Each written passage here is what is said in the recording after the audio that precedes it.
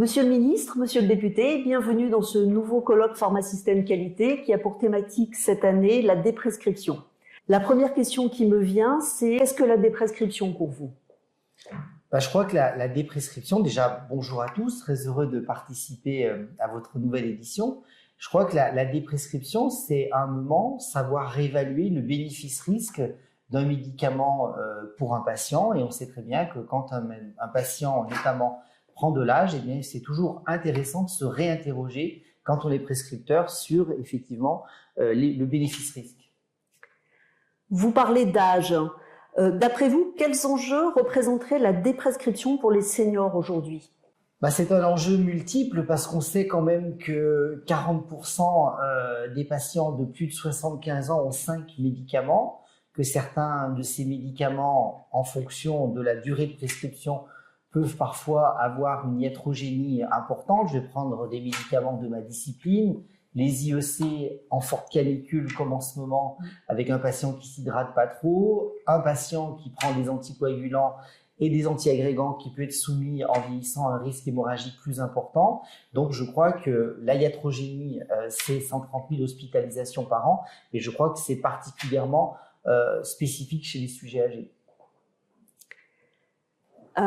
Vous êtes un hospitalier, vous êtes médecin hospitalier aujourd'hui, et la déprescription est un sujet à l'hôpital depuis longtemps déjà. Pourquoi, d'après vous, cette déprescription n'arrive-t-elle en ville que maintenant?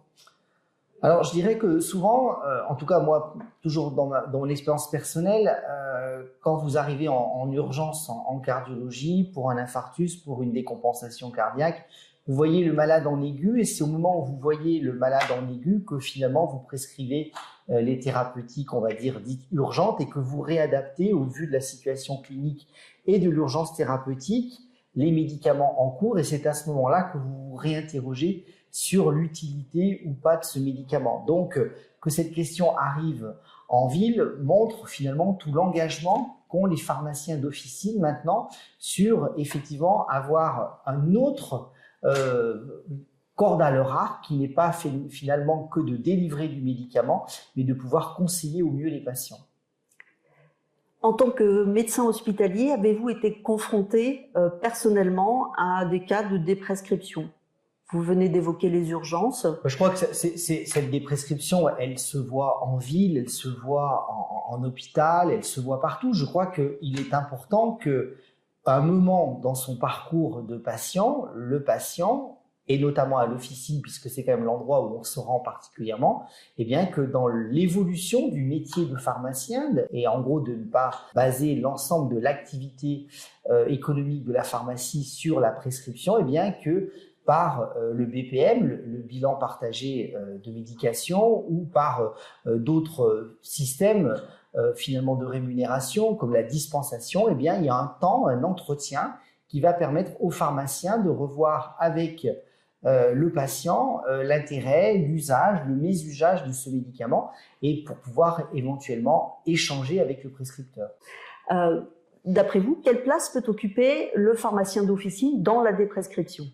Je crois que le pharmacien d'officine, on voit bien que maintenant, il va avoir un rôle qui va être au-delà de la vente, entre guillemets, du médicament, et on sait très bien que les chiffres d'affaires des pharmacies sont encore basés sur les boîtes, mais qu'on peut aller vers d'autres conseils. Dans la proposition de loi sur le dépistage des pathologies cardiovasculaires, justement, j'invite à ce que les pharmaciens puissent prendre la tension artérielle. Les pharmaciens peuvent aussi, dans le cadre du BPM, le bilan partagé de médication, et bien finalement s'interroger de savoir si tel médicament pour tel patient est toujours bien adapté, et notamment dans le terme de bénéfice-risque.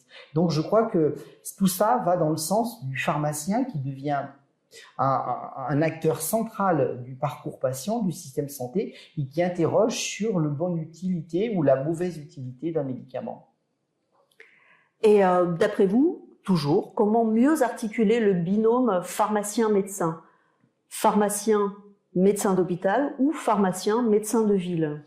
Alors moi, je fais pas tellement de différenciation entre qu'on soit à la ville ou à l'hôpital. Notre système de santé est sur deux jambes, la ville et l'hôpital. Et moi, je n'ai jamais eu de problème en tant que médecin hospitalier à dialoguer avec les pharmaciens de ville, et inversement, les pharmaciens hospitaliers savent contacter les médecins libéraux. Donc, je crois que c'est vraiment quelque chose, un échange qui doit être fluide dans l'intérêt du malade, dans le cadre aussi des bonnes recommandations de la Haute Autorité de Santé, et surtout pour pouvoir bénéficier de nos patients du bon conseil au bon moment. Et je crois que c'est un acte courageux, un moment de savoir arrêter un médicament qui n'est plus approprié pour un patient, mais qui au contraire va l'exposer à des effets secondaires ou des risques d'hospitalisation. Et puis de rappeler notamment, particulièrement chez les sujets âgés, les risques de iatrogénie, donc que l'on puisse envisager des rémunérations pour les pharmaciens pour pouvoir bien se réinterroger collectivement en partageant avec le prescripteur du bon usage du médicament, me paraît des bonnes pratiques professionnelles. Et enfin, est-ce que vous avez une anecdote, quelque chose de particulier à nous transmettre que vous auriez vécu en tant qu'hospitalier ou à titre personnel? Une anecdote, non, mais par contre, on voit curieusement, quand vous expliquez, par exemple, je me rappelle d'une patiente qui était très scrupuleuse et qui prenait son médicament et ses médicaments, notamment pour son hypertension artérielle, de façon très précise. Elle n'avait jamais dû rater quasiment une prise de sa vie. Quand elle prend depuis plusieurs années un médicament pour lequel elle le prend quasiment à heure fixe, à jour fixe, eh bien lui expliquer au gré d'une consultation que finalement sa tension maintenant est trop basse et qu'il va falloir arrêter un médicament, eh bien ça provoque un certain sentiment d'angoisse, et on doit aussi savoir réassurer que arrêter un médicament, c'est pas abandonner le patient et sa maladie, c'est au contraire adapter le contexte du patient à sa maladie. Eh bien, Monsieur le ministre, Monsieur le député, merci de nous avoir reçus à l'Assemblée nationale et merci pour cet entretien. Merci à vous.